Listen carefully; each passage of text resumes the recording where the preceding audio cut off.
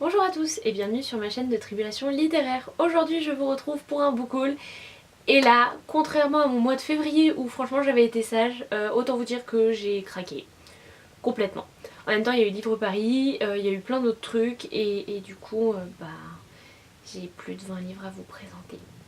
Voilà, du coup on va commencer tout de suite pour que cette vidéo ne dure pas genre 30 minutes, voire 40. C'est parti. Tout d'abord, en début de mois, avec une de mes collègues, nous sommes passés chez Gilbert Joseph et à la base, je ne devais rien acheter, absolument rien. Et en fait, je suis tombée sur plusieurs choses et notamment La Belle Mort de Mathieu Bablet, publié chez Ankama. Vous le savez si vous avez vu ma vidéo que je vais vous remettre en barre d'infos sur mes meilleurs BD de 2017, Shangri-La de cet auteur a été un coup de cœur absolu. Ce qui fait que en janvier dernier, lors du festival d'Angoulême, j'ai acheté Adrasté, une autre de ses BD, et quand j'ai vu celle-là, qui était du coup moins chère, parce que en occasion, autant vous dire que voilà quoi, je l'ai achetée et je la trouve magnifique et j'ai trop hâte de la lire.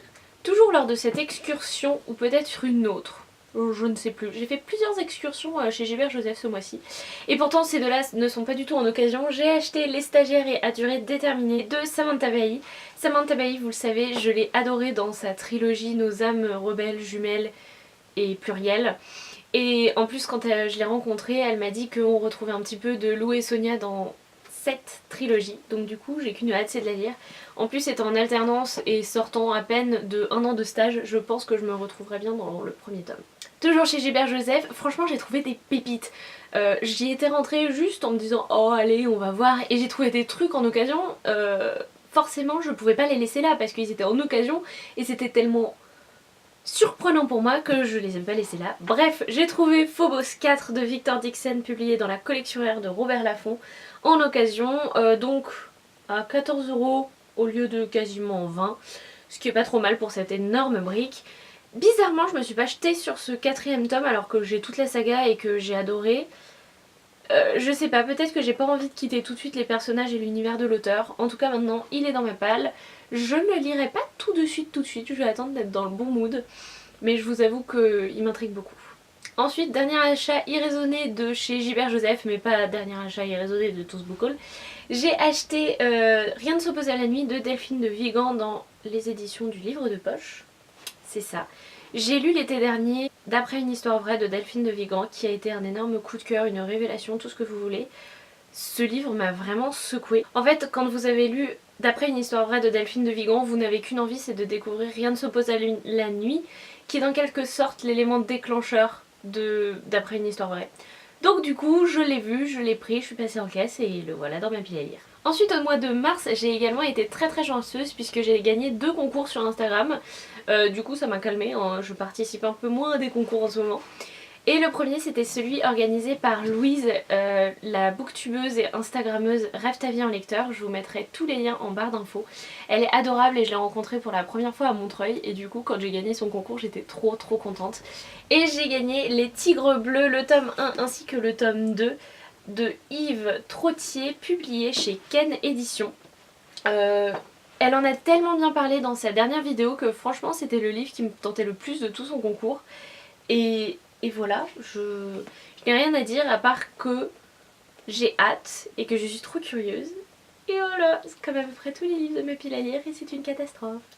Le second concours que j'ai gagné lors de ce mois de mars, ça a été celui de Nana Oops. Si vous ne la connaissez pas, je vous mets pareil tous les liens en barre d'infos. C'est une fille adorable que j'ai vue du coup à la fois à Montreuil de 2017 et à Livre Paris. Elle est vraiment trop gentille et j'adore son compte. Surtout son compte Instagram, franchement mais foncez, elle fait des photos absolument mais magnifiques. Toujours est-il que j'ai gagné son concours et j'ai choisi ce livre, The Air He Breathes de Brittany C. Sherry chez Hugo Romance. Je lis très peu de romances, vous avez dû remarquer dans la chaîne, j'en présente très rarement, pareil sur mes autres réseaux sociaux. Mais je sais pas, cette quadralogie a été tellement appréciée sur les réseaux sociaux. On va retrouver des romances qui sont liées aux 4 éléments, donc l'eau, la terre, l'air et le feu. Ici c'est l'air et du coup j'en ai entendu tellement de bien que j'étais trop curieuse de les découvrir.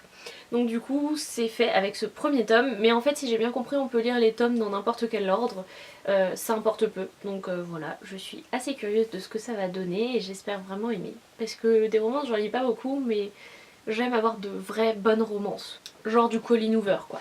Donc du coup j'espère que ce sera un peu dans ce style. Ensuite j'ai une super trop géniale amie que vous commencez à connaître et qui s'appelle Amrita du blog Une vie de livre, que pareil je vais vous mettre en barre d'infos. Vous allez avoir un nombre d'informations dans cette barre d'infos, ça va être terrible. Elle travaille en stage chez Gallimard Jeunesse et du coup elle m'a obtenu les épreuves non corrigées de différents bouquins. Et tout d'abord celui-là, quand je l'ai vu j'étais trop heureuse. Elle m'a obtenu Jefferson de Jean-Claude Mourleva, son tout nouveau livre donc chez Gallimard Jeunesse. Jean-Claude Mourleva, c'est l'un de mes auteurs chouchous. Dès que je vois qu'il sort un nouveau livre, je me jette dessus comme une morphale parce que je sais que je vais adorer, parce que je sais que je vais directement rentrer dans l'univers quel qu'il soit. Il peut écrire tout et n'importe quoi, je suis à 100% pour. C'est vraiment un de mes auteurs préférés. Et du coup voilà, il me semble que pour celui-ci c'est du plus jeune, Jefferson, c'est un petit peu illustré, c'est l'histoire d'un petit hérisson. J'en sais pas beaucoup plus et j'ai pas du tout envie d'en savoir plus, j'ai juste envie de me plonger dedans et ça va être un petit bonbon quoi, ça va être trop bien. Ensuite, Amrita m'a rapporté les épreuves non corrigées de Nouvelle Sparte d'Eric Lum chez Gallimard Jeunesse, qui est donc déjà sorti. Il s'agit de vraiment de vieilles épreuves qu'elle a récupérées dans les bureaux, autant que je les lise. Hein.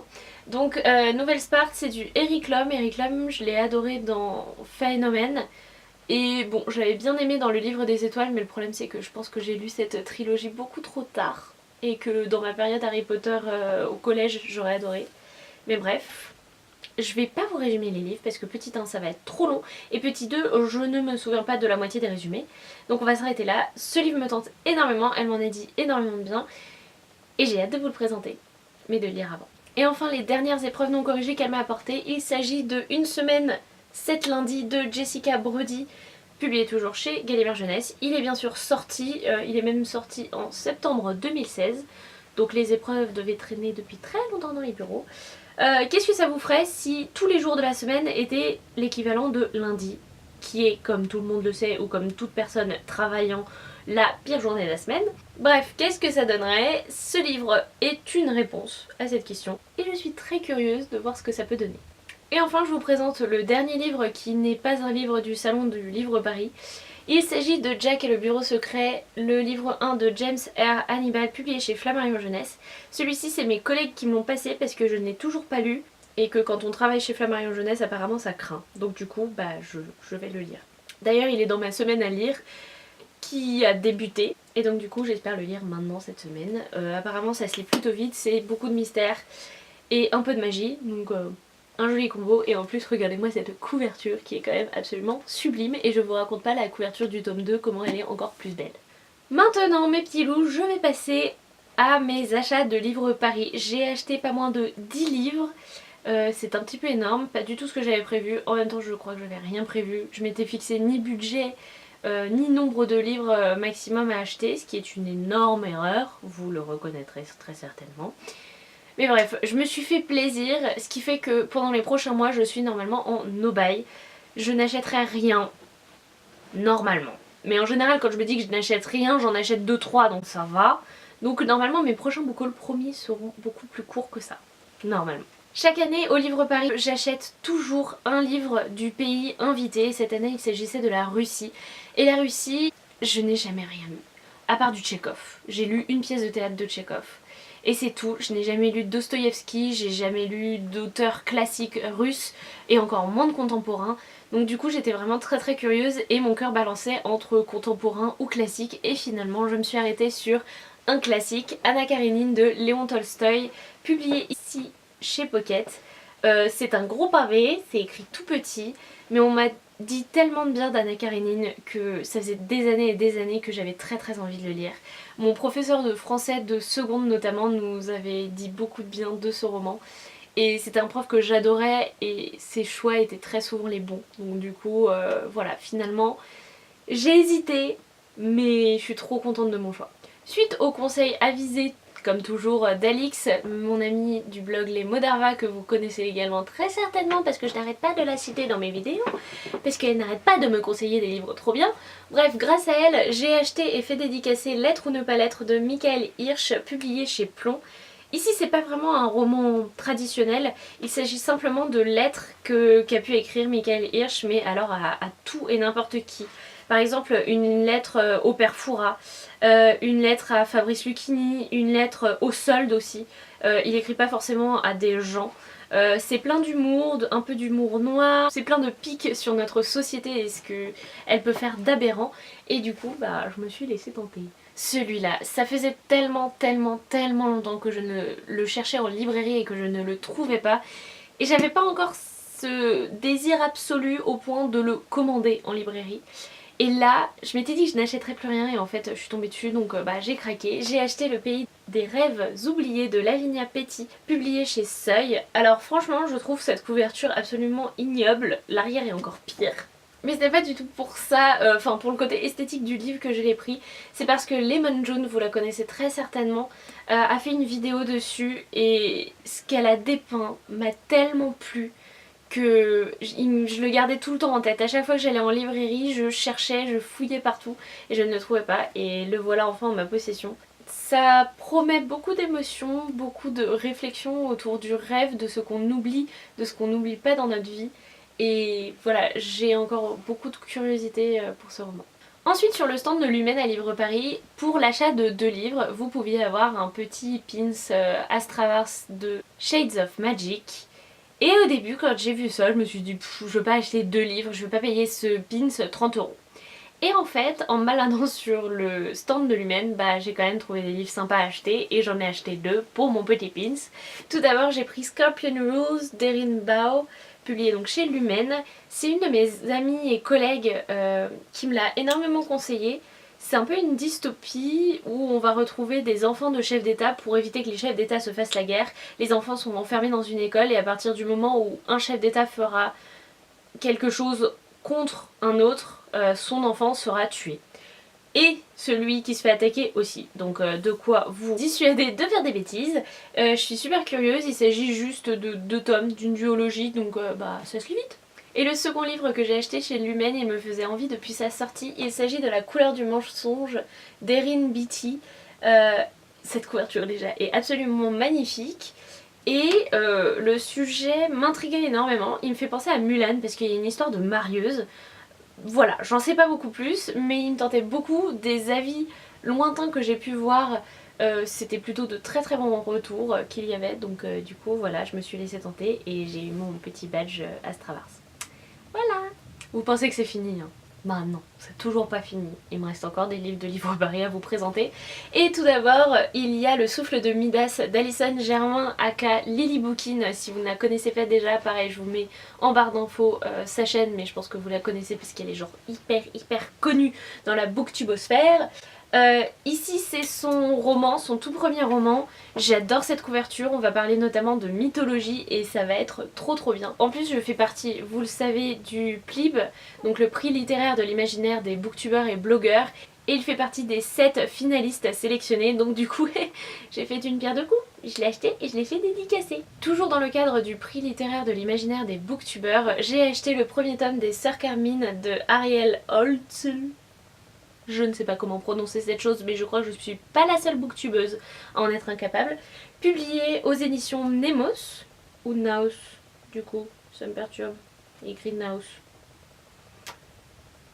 Bref, ce livre fait partie également des 7 finalistes du PLIB et j'en avais également entendu beaucoup parler de la part de Lemon June, encore elle. Elle fait beaucoup de dégâts dans ma palle, celle-ci, de temps en temps. Je suis hyper intriguée, apparemment ça va être quelque chose de très piquant. Je sais pas comment vous l'expliquer vraiment, mais c'est... Je vous l'expliquerai pas en fait. En plus j'ai eu la chance de rencontrer l'auteur pour une petite dédicace, il est absolument adorable et j'espère vraiment que ce livre me plaira. Pour l'instant, de tous les finalistes du PLIB, j'en ai lu que 2 et je vous ferai une vidéo un peu récap sur quels sont les finalistes, mes sentiments vis-à-vis de cela. Mais déjà je peux vous dire que celui-là, en fait, j'ai déjà très envie qu'il gagne. Et je l'ai même pas lu. Accrochez-vous, on arrive à la fin, puisque je vous présente maintenant Le Gang des prodiges de Marissa Meyer, publié chez Pocket Jeunesse. Marissa Meyer était la grande invitée de Livre Paris pour Pocket Jeunesse et j'étais trop heureuse. Et j'ai réussi en plus à la rencontrer. Après c'était très rapide la dédicace, il y avait tellement de monde que elle passait assez vite. Donc j'ai fait dédicacer mon tome de Scarlett. Et juste avant la dédicace, je me baladais sur le stand et j'ai vu celui-là et je l'ai pris et je l'ai acheté. Et voilà, il se retrouve dans ma palle. Je trouve que Livre Paris, c'est vraiment typiquement le genre de salon où ce genre de choses m'arrive. D'habitude, je me laisse pas avoir comme ça. Bref, j'ai hyper hâte de retrouver l'écriture de Marissa Meyer, j'ai également Heartless dans ma palle. J'ai tellement aimé les chroniques lunaires que j'y vais un peu les yeux fermés et je me dis que ça ne peut que me plaire.